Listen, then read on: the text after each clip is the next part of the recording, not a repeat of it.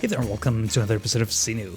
Today, I want to point your attention to the two little islands in between, the island where the airport is and the larger island we started working with at the beginning of this project.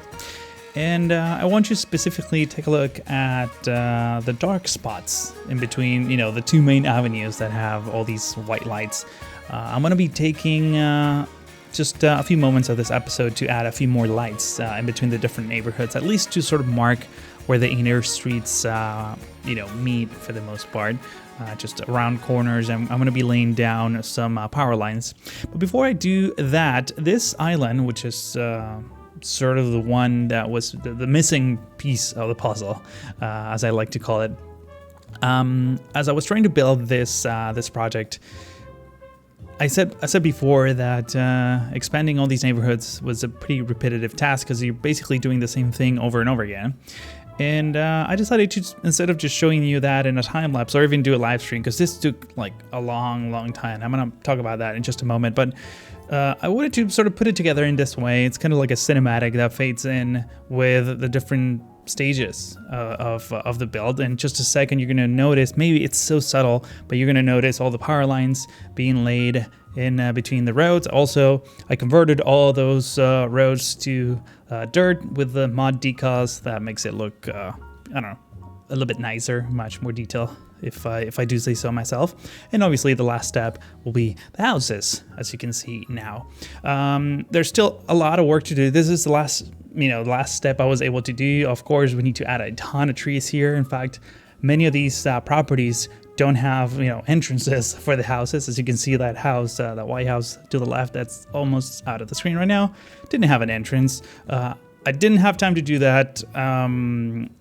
And I guess the reason for the title of the video and the reason why I didn't finish that, it's because I reached what's called as the prop limit. So for those of you who don't play Cities Skylines and just watch these videos for the eye candy factor, I guess, all of these fences and all these elements that I tend to add, not 100% of them, but most of them are called props. And the game has a limitation on how many props you can plop, because otherwise it will become unstable, even more so than it already is.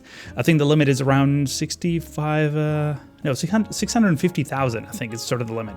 And as I was putting down all these fences, using the prop line tool and whatnot, I hit that limit.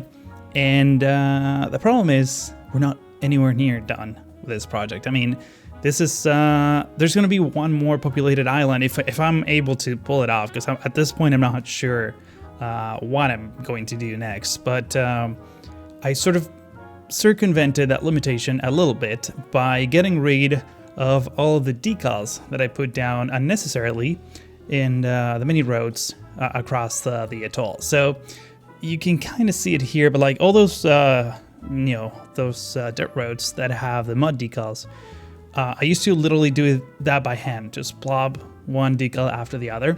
What I ended up doing is manually going through all the islands that we previously built, removing the decals, and then using the new road editor tool to create my own decal road, which took a few tries because the way this works is you just simply put down the decal that you want, and then that pattern gets repeated over and over again, and you need to measure the spacing properly, because otherwise you start getting a lot of sea fighting, because all these decals are sort of in the same plane, and that wasn't acceptable for me. So it took several tries until I get it. Obviously, there's a ton of repetition there, but you can only notice that when you're sort of laying down the roads, in a pretty bare fashion like I am right now. Once we add the layer of trees to this island, it will be a different story. So what I'm doing right now, by the way, is just adding a few lights to the power lines that I laid down just a second ago. And as you can see already, the nighttime looks a little bit more realistic, which is sort of the look that I was going for. Now, going back to the prop limit situation, after deleting all the decals from the roads, I saved up to, I think, between 2.5 and 3,000 props, which is not a lot in the large scheme of things. So what I think I'm going to be doing next is deleting some fences that are basically unseen because they're covered in vegetation. So for example, in this island right here, the inner part of the blocks can be easily cleaned up of props because you simply can't see them. I might do that if it gets much worse than what it is. I think I will have no resort, but it's kind of a bummer that I can't go add all the props that I want. Now, this series of shots that you see here is some of the problems that we currently have. There's like so much traffic being funneled through streets that are otherwise very narrow. So for the next part of the episode, I'm going to be focusing on decompressing that by laying down another port. And this, unlike the one we did in the previous episode, this one is going to support passengers or allow passengers from outside of the island or outside of the map, as well as cargo. And it took me several tries to get it right, to come up with a design that would work. The main reason is because, I tinkered a lot with the path that connects ships to the outside world, and every time you do that, you need to turn off every single one of your docks, otherwise they get buggy. Sometimes ships just stay there and get trapped. They never unload their cargo or load their cargo. They just sit there and they start accumulating. So after a while of leaving the simulation running, you end up with basically 20 ships in one location just not doing anything, which also doesn't help. I was looking at the vitals of the city, and the chart that shows the population, and it's like death wave after death wave every time I tweak any of these things. So what I ended up doing is extending the path very close to the shoreline. It's very finicky. It doesn't want to go everywhere. It needs a ton of space around it. I don't know if you saw it a second ago, but there's a radius around the path, and basically all that has to be water. So I ended up terraforming a little bit the area around the dock, and the design ended up being a little bit different than what I wanted, because it needs to be much wider than what I was hoping it would be, but it doesn't look so bad. As you can see here, it's still pretty realistic, and I love how it came out at the end, so no complaints there.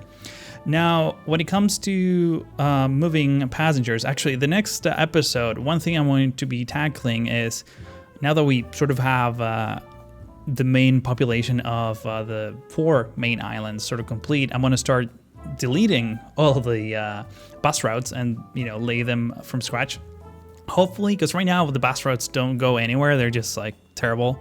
There's thousands of people waiting at all times. It's not very efficient. So I'm gonna try to spend some time, now that I'm not gonna rearrange the layout of the city at all, just spend some time to get that right, and hopefully get some people moving, less people on cars, and maybe that'll decompress things even further. But just doing this, adding this extra dock, already helped a lot. The island that I worked on during this weird cinematic progress video thing I did at the beginning of the episode, that one is also going to have a dock. I'm not sure if it's going to have an outside connection dock or just the internal passenger ferry, or probably both. Actually, there's 2 docks on that island, so I might do one of each, and that should help even further with the decompression of traffic, mostly because trucks get, every time one of these ships comes in, trucks get just all, it spawns 20,000 trucks at once, and they all wait in this massive conga line, just trying to exit the port, and that doesn't look great. So, I know it's not realistic by any means, but I'm trying to make it as realistic as I can, given the limitations of the game for the most part. Now, talking about the design of this dock right here. So what I decided to do is use some of these Ronix breakwaters. Some of you pointed out that I should use the dock set that he released not so long ago, but I tried it. It requires a lot more work that I'm willing to put into this for the look. Don't get me wrong, they look amazing, but it was much more work than what time I had to do this. And to be honest, I still like his older breakwaters. They're much more flexible. If I need to tweak the design a little bit, because here's the main situation here. I wasn't even sure what the design of this was going to look like, because I was I have some things planned, but for the most part, I wasn't sure how it was going to turn out, especially given all the limitations of the game. I wanted this to be very functional above all. So I couldn't settle on a final design. You see me undo Surface Painter a million times here. You see me just change everything all the time until I was happy with that design. And obviously, running access docks, you pretty much need to nail the design from scratch. Otherwise, then it's a total pain in the ass to edit it. So maybe in future docs, I'll use them. But for the time being, I was just trying to get a simple design that for the most part worked. Now here, I noticed that the runway lights were not working because I unsubscribed to a mod and I didn't realize that these lights needed that mod. And in the previous episode, someone pointed out that the lights that indicate where these breakwaters end and finish, they're marked with colors. They're not just red lights. One of them is green and the other one is white. And I just wanted to fix that, so I just went ahead, fixed the previous one, or the one we did in the previous episode, and then went ahead and sort of copied the same design here. And trust me, they look amazing. They pretty much behave like planes, where one of the sides is green and the other one is red. Now, in this effort of saving on props, I also decided to delete all these extra lights from the runway that I didn't really need, because the lights still look pretty awesome. And that ship that you saw there in the beach basically was trying to quickly connect to one of the new paths and failing, thus getting trapped in the sand and just staying there. So I decided to plop a new one, put it down. That's the only way I found to sort of reset the connection to the rest of the map. For some reason, I was getting a lot of like glitchy roads all over the place. I mean, that I think I fixed that road like 3 times already this episode. I don't know why it keeps coming back up. Hopefully, it should be fixed by now, but I wasn't really sure because I haven't reopened the game ever since, after I recorded the outro cinematics. Now, at this point, what I'm doing here is adding a few more details, and I wasn't really sure if I wanted to keep this dock area open like it is in real life, or make it, I don't know, more like secure. Ended up deciding, in real life, like I said, it's pretty open. You can just walk in to the shoreline and do whatever. But I decided to keep it close and add a bit of a security layer to it. So I'm going to be laying down all these sidewalks here to sort of mark where the entrances are. I took the time to clearly identify the area of spawnage of the cargo dock. So that truck, that log truck that you see there, that whole rectangle around it is where cars will drive in and out of ships. So it actually looks pretty realistic, aside from the fact that they just disappear in midair whenever they get on a boat or something like that. But other than that, it came out great. And just adding a few of these concrete expansion joints, I couldn't help myself. Even though all these count as props, I still have to add them, because otherwise just a slab of concrete looks awful. And I'm not a huge fan of just slapping these ruined decals all over the place and just calling it a day. It doesn't look very realistic, so I added a few, obviously, because you need them, especially in areas that are kind of worn out. But I only added like 5 or 6 of those. Everything else is like clean concrete that just has a ton of expansion joints, and that prevents it from looking too repetitive. Now, when I moved these breakwaters from Ronix, I took the time to actually have the road underneath. So that's why you see cars driving on the half side of it, and they look great. In fact, these cement sidewalks by King Leno match the shade of that. It's like a creamy concrete color from Ronix's breakwaters. They look great and they match together perfectly. So that's what the design that I went for. And you can see here, at this point I was still thinking I was going to leave this area kind of open, but as I laid down some of these containers that were the ones that I was going to be using as props to sort of decorate this whole area, I realized that you wouldn't really have like all these like containers open to the public just like that. I mean, you need like a little bit of a security layer. So after putting a few of these down, I realized, okay, well, we need to close this. We can't just have these open. And you're going to see me do that in just a second. Now, another problem that I had is that these breakwaters tend to conform to the ground, not really conform to the ground, but definitely push the earth around. So I ended up with those ugly holes that you see there. There's like hums everywhere. I was able to sort of terraform and flatten most of them, but at some point I just had to like put some props over them to sort of correct the imperfections because they didn't look great. Some of the holes, the bigger ones, I ended up covering with foliage, as you can see from that corner, and the palm trees and the grass. And even though these were pretty level, I decided to add some of these speed bumps to sort of add a extra level of detail, like industrial kind of look. And the rest of the land here, in real life, it looks like it was just sand poured into the shoreline of the island to make it a little bit larger and extended. So that's sort of the design I'm going for. First of all, I'm clearing the sand, and I'm using, where the grass is, I'm using the oil texture that I specifically designed to look like a different type of sand, together with the sand dunes that make it, just add extra level of detail. And honestly, it's simply a slob of sand of like different textures, which I think it came out great. I'm really, really happy with that. Just so simple and so basic, but I love how it came out. It pretty much ties everything together with the breakwater rocks and everything else. You have no idea how much time I spent like lowering the ocean back and forth all the time. You only saw it once during this episode, but trust me, I do that many times per episode, and every single time it's just different. So now there's parts of the atoll that are like kind of flooding and parts that are like very shallow.